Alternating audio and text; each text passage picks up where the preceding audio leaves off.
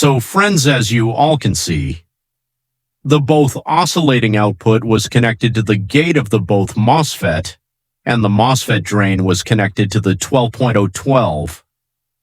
Transformer, and the middle wire is our positive input, so I will connect the positive input with driver positive input as well, then connect the ground of the MOSFET to the ground of the driver.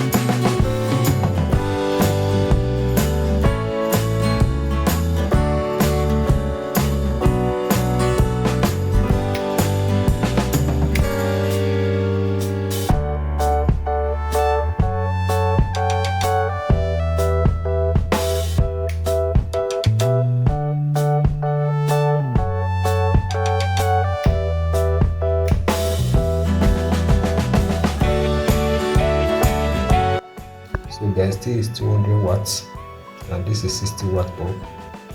200 watts, 60 watts.